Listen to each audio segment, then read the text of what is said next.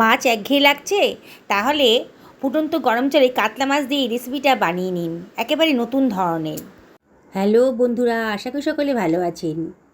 একটা ফ্রাই প্যানের ভেতরে 1 বাটি জল গরম করতে দিয়ে দিয়েছি। তার ভেতরে দিয়ে দিলাম হাফ টেবিল চামচ মতো লবণ আর একটা লেবুর অর্ধেক অংশের রস। এবার একটা খুন্তি দিয়ে ভালো করে এটা মিশিয়ে নিচ্ছি।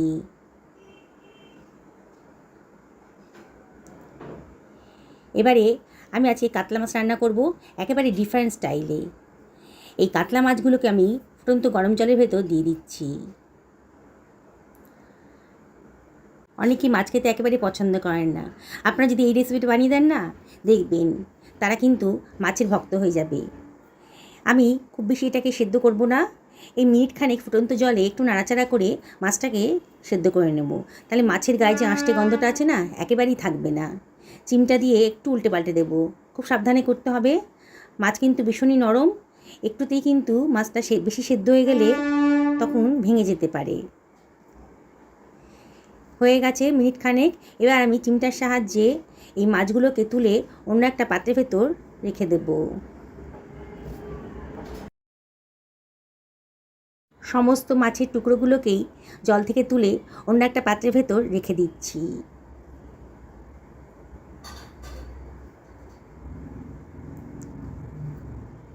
আর এই জলটার কোনো কাজে লাগবে না, জলটাকে আমি ফেলে দেব। মাছটা একটু ঠান্ডা হয়ে গেছে, একটা প্লেটের ভেতরে রেখে দিয়েছি। এবার আমি এর ভেতরে দিয়ে দিচ্ছি 1 টেবিল চামচ মতন আদা রসুন বাটা, 1/4 টেবিল চামচ মতো হলুদের গুঁড়ো দিলাম, আর দিয়ে দিচ্ছি 1/4 টেবিল চামচ মতো ধনের গুঁড়ো, 1/4 টেবিল চামচ মতন জিরের গুঁড়ো, হাফ টেবিল চামচ মতো লঙ্কার গুঁড়োও দিয়ে দিলাম। এবারে আমি এর ভেতরে দিয়ে দেবো 1 টেবিল চামচ মতো গোলমরিচের গুঁড়ো, হাফ টেবিল চামচ মতন লবণ দিয়ে দিলাম। আর এর ভেতরে আমি দিয়ে দেব 1 টেবিল চামচ মতো সর্ষের তেল। এবার মশলাটাকে খুব ভালো করে হাত দিয়ে মাখিয়ে নিচ্ছি।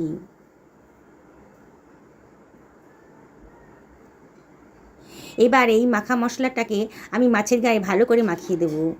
খুব ভালো করে প্রতিটা মাছের টুকরোর সাথেই কিন্তু মশলাটাকে খুব ভালো করে মাখিয়ে নিতে হবে। তাহলেই কিন্তু মাছটা মাছের রেসিপিটা আর কি টেস্টি হবে। একবার এভাবে বানিয়ে দেখবেন।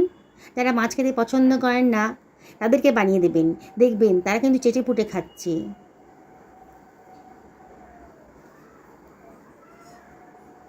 খুব ভালো করে মাছের গায়ে মশলাটা মাখিয়ে নিলাম।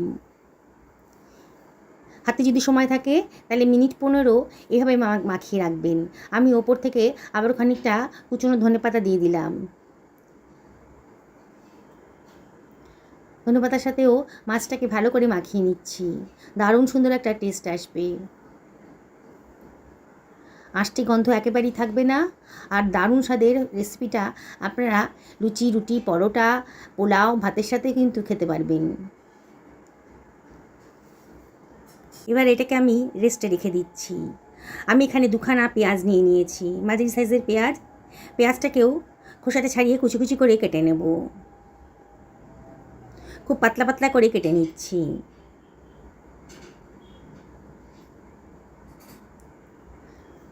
হয়ে গেছে কাটাটা। এবার পেঁয়াজ কুচিটাকে আমি সরিয়ে রাখবো। ঘরে থাকা উপকরণ দিয়েই কিন্তু অসাধারণ টেস্টি একটা মাছের রেসিপি তৈরি হয়ে যাবে। একটা টমেটো নিয়ে নিয়েছি, মাঝারি সাইজের টমেটো। টমেটোটাকেও আমি কুচি কুচি করে কেটে নেব। গ্যারেন্টি দিয়ে বলতে পারি, মাছের রেসিপিটা দেখার পর শুধু দেখলে তো হবে না, একবার খাওয়ার পর আপনাদের মনে হবে, ইস আগে কেন জানতাম না এই রেসিপিটা, এতটাই টেস্টি। টমেটো কাটা হয়ে গেছে। এবার এটাকে সরিয়ে রাখলাম। আমি একটা ফ্রাই প্যান গরম করতে বসিয়ে দিয়েছি। এর ভেতরে দিয়ে দিচ্ছি 1.5 টেবিল চামচ মতো সর্ষের তেল। তেলটাকে খুব ভালো করে গরম করে নেব। এবার এর ভেতর দিয়ে দিচ্ছি 1/4 টেবিল চামচ মতো গোটা জিরে। জিরেটাকে একটু ফ্রাই করার পর কুচনো পেঁয়াজটাও দিয়ে দিলাম। দিয়ে একটু নাড়াচাড়া করে নিচ্ছি। একটু ভাজা ভাজা মতো করে নেব। একটু নাড়াচাড়া করে দিতে হবে, নাহলে কিন্তু পোড়া লেগে যেতে পারে। এবারে এর ভিতরে আমি দিয়ে দেবো 1 টেবিল চামচ মতো আদা রসুন বাটা।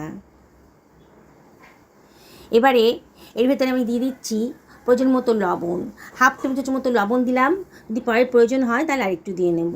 দিয়ে সব কিছু খুব ভালো করে মিশিয়ে নিচ্ছি, একটু ভাজা ভাজা মতো করে নেবো, আগেই বলেছি। এবারে মিনিট খানিক বাদে আমি এর ভেতর দিয়ে দিচ্ছি কুচানো টমেটোটা, আবারও সব কিছু খুব ভালো করে মিশিয়ে নিচ্ছি। গ্যাসের ফ্লেমটা কিন্তু মিডিয়াম টু হাইতে রেখেছি।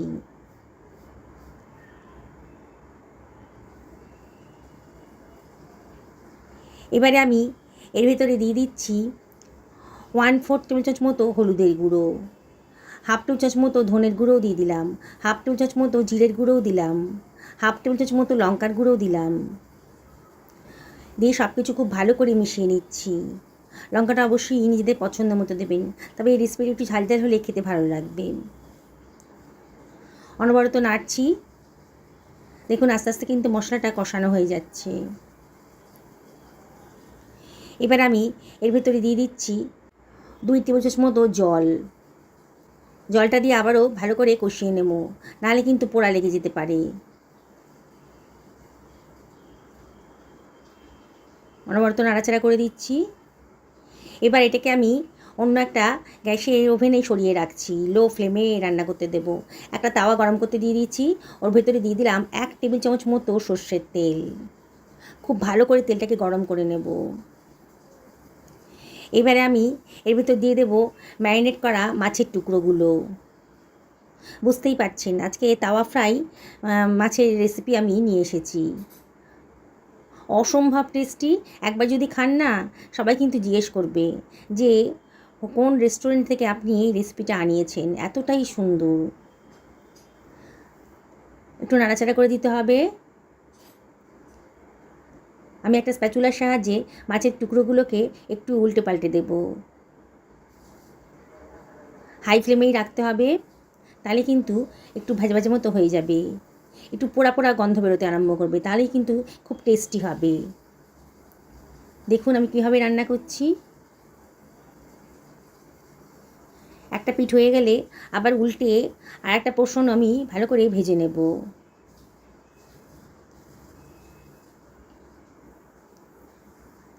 তাওয়াটা ধরে মাঝে মাঝে একটু নাড়াচাড়া করে দেবেন, তাহলে কিন্তু খুব ভালো করে মাছের টুকরোগুলো ভাজা হয়ে যাবে, একটা স্মোকি ফ্লেভারও আসবে। মাঝে মাঝে একটু উল্টে পাল্টে দেবেন, তাহলে কিন্তু মাছের ভেতরের অংশটাও খুব ভালো করে ভাজা হয়ে যাবে। মাছটা তো জলে 1 মিনিট সেদ্ধ করে রাখা হয়েছে, তাই মাছটা ভাজতে আর বেশি সময় লাগবে না। দেখুন কত সুন্দর একটা কালার চলে এসছে, আর সুন্দর একটা গন্ধও বেরোচ্ছে, স্মোকি ফ্লেভার। এবার এটাকে আমি সরিয়ে রাখছি। আমি যে মশলাটা কষাতে দিয়েছিলাম, দেখুন সেই মশলাটাও কিন্তু খুব ভালো করে কষানো হয়ে গেছে। এবারে আমি এর ভেতরে দিয়ে দেব বেশ খানিকটা ধনেপাতা কুচি। আবারও সব কিছু খুব ভালো করে মিশিয়ে নিচ্ছি।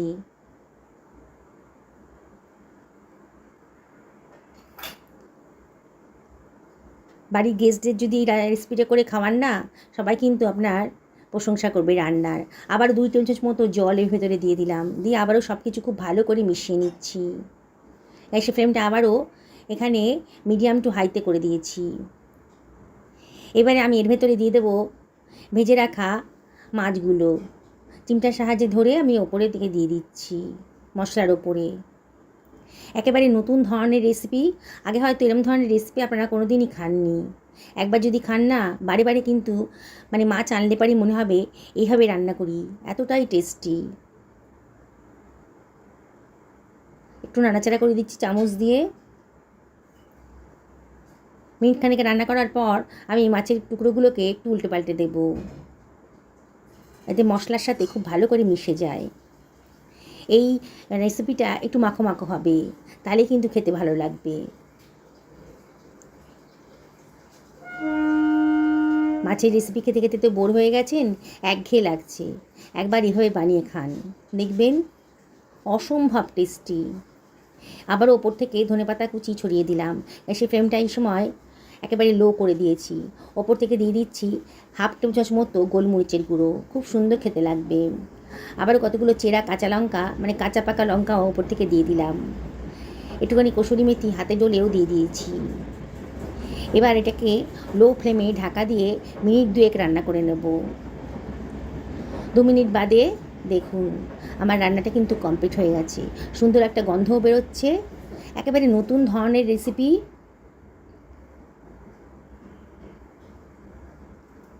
যেসব বন্ধুরা রেসিপিটা দেখছেন অথচ এখনও আমাকে সাবস্ক্রাইব করেননি, তাদেরকে আমি রিকোয়েস্ট করবো আমার চ্যানেলটা সাবস্ক্রাইব করার জন্যে। পাশে থাকা বেল আইকনটা অবশ্যই ক্লিক করে দেবেন, তাহলে আমার রান্নার নোটিফিকেশানটা আপনারা চটজলদি পেয়ে যাবেন। যেসব বন্ধুরা ফেসবুক থেকে রেসিপিটা দেখছেন তাদেরকে আমি রিকোয়েস্ট করবো আমার পেজটা ফলো করার জন্যে। একটা সার্ভিং প্লেটে আমি এই মাছগুলোকে সার্ভ করে দিচ্ছি। ওপর থেকে অর্ধেক অংশের লেবুর রস দিয়ে দিলাম, অসম্ভব টেস্টি হবে। আর ওপর থেকে দিয়ে দিচ্ছি সামান্য একটু বিট লবণ। এতটাই টেস্টি হবে না, না খেলে বুঝতে পারবেন না আপনারা। অবশ্যই বাড়িতে একদিন বানিয়ে নিন। আবার আপনাদেরকে রিকোয়েস্ট করব যে একদিন বাড়িতে বানিয়ে ফেলুন। আমি একটা মাছের টুকরো আপনাদেরকে ভেঙে দেখাচ্ছি, ভেতরটা নরম তুলতুল করছে, কোনো রকম আষ্টে গন্ধই নেই। সকলে ভালো থাকুন এই কামনা করে ভিডিওটা শেষ করলাম।